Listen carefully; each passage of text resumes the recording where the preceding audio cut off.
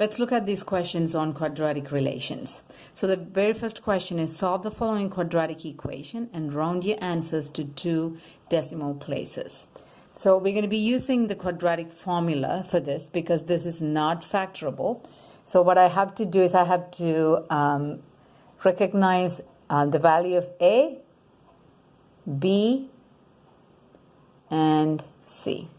Let's see what these values are. So A is going to be 2. And B is going to be -3, and C is going to be -6. I'm going to rewrite this so that it makes sense. Let's rewrite this expression. So it's going to be 2x squared minus 3x. I'm just going to bring the 6 over. And so now A, B, C matches the standard form of a quadratic expression, which is ax squared plus bx plus c.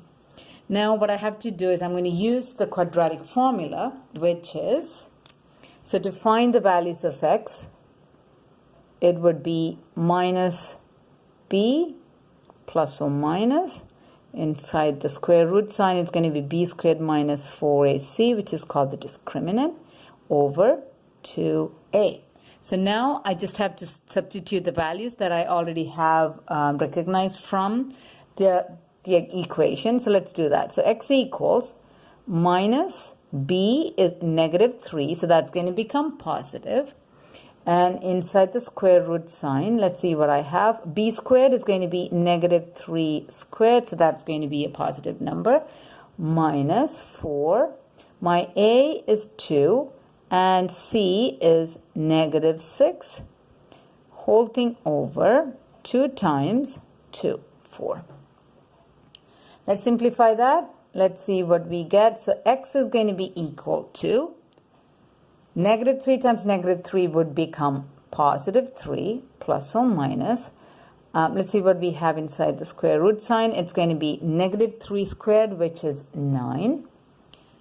And I'm going to subtract. I'm really not going to subtract because 4 times 2 times -6 is going to be a negative number. So 4 times 2 is 8. 8 times 6 is 48. So that's -48. With the negative in here, that's going to be +48. Whole thing over 4. Now what I have inside the bracket is, the square root sign is 57 over 4. So if I solve for this, I just have to find the values. So one of them is going to be 3 plus square root of 57 divided by 2, or x is going to be equal to 3 minus square root of 57, and that's how I get, that's going to be 4. That's how I get 2 values, and these 2 values are going to be x equals 2.64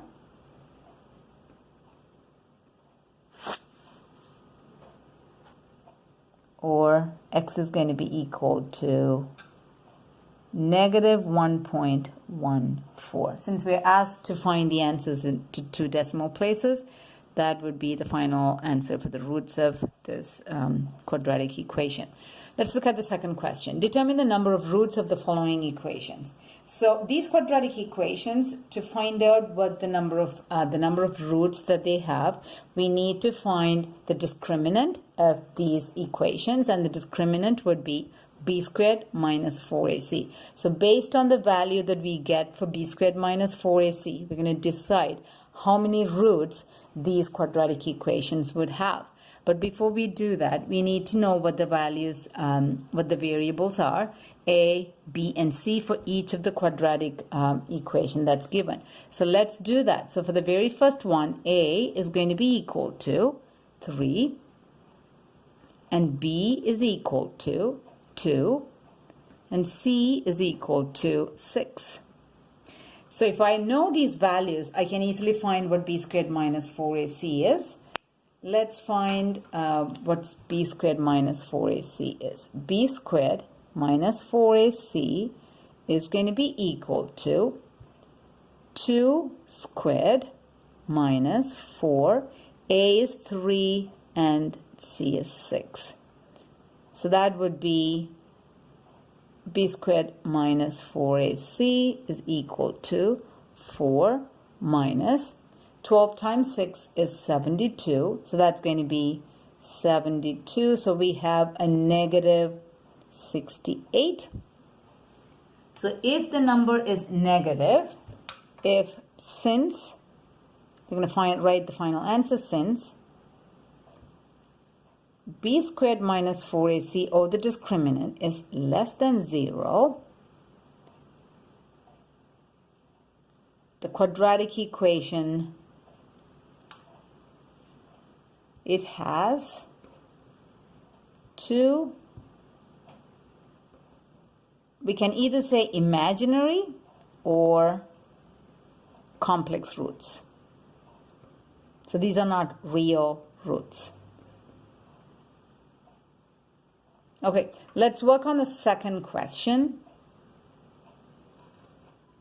So now for the second question, we really don't know what the variables a, b, and c are unless we expand the expression. So let's expand it. So it's going to be x squared plus 10x plus 25 equals 0. Now it's easy for us to get a, b, and c. Let's write a, b, and c.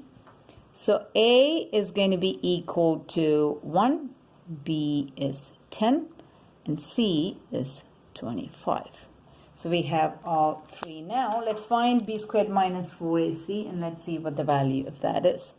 So b squared minus 4ac is going to be equal to, b is 10 squared minus 4, a is going to be 1, and c is 25. So 10 squared is 100, and what we have here is 4 times 1 is 4 times 25 is going to be 100 again. So that's going to be 0.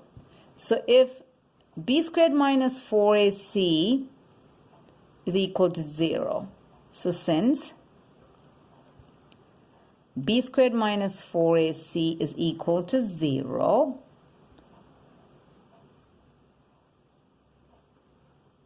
there is one repeated root.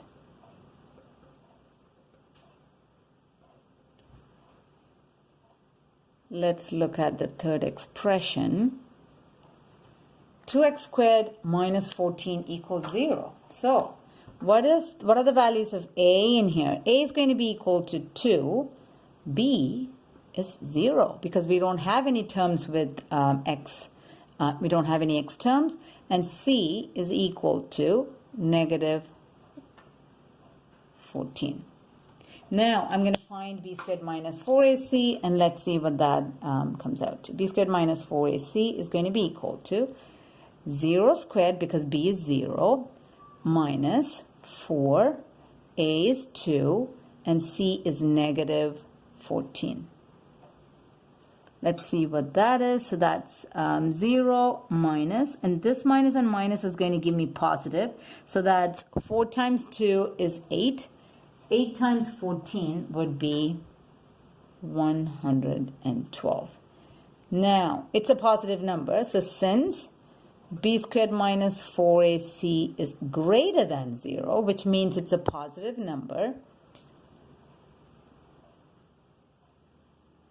there are two real roots. So we'll have two real roots if the discriminant is positive or greater than 0. Let's look at the last question. Now we just have to fill in the table that's given here. Let's see what the vertex are. They're all in vertex form, so it's easy for us to get the vertex, the axis of symmetry, the direction of opening, and whether it's a minimum or a maximum. Let's look at the very first question. So the first question is y equals 2 times x minus 6 whole thing squared. So the vertex is going to be, since we do not have anything added or subtracted to it, so it's going to be 6 and 0. That's going to be the coordinates of the vertex. And the axis of symmetry would be the x-coordinate of the vertex, which is x equals 6. And the direction of opening is, since this is a positive number, it's going to be up. And is it a maximum or a minimum? It's definitely going to be a minimum because it opens up. So the shape of the graph is going to be like that. So it is a minimum. Let's look at the second question.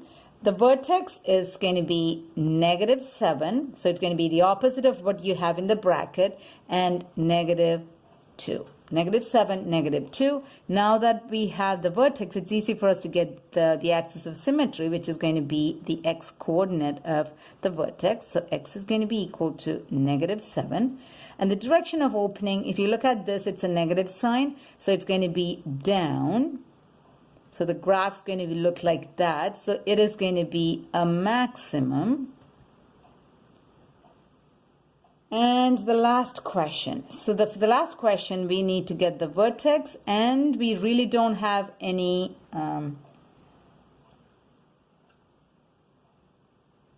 for the x term, like we don't have a translation. So it's going to be 0. And the y-coordinate is going to be -20.5. So that's going to be the coordinates of the vertex, and the axis of symmetry would be x equals 0. And it is going to open, it's a positive number before x squared, so it's going to be opening up. So the graph's going to be like that, and it's a minimum. Oh, sorry, it's going to be opening down, opening up. So it's a minimum. So that's a minimum.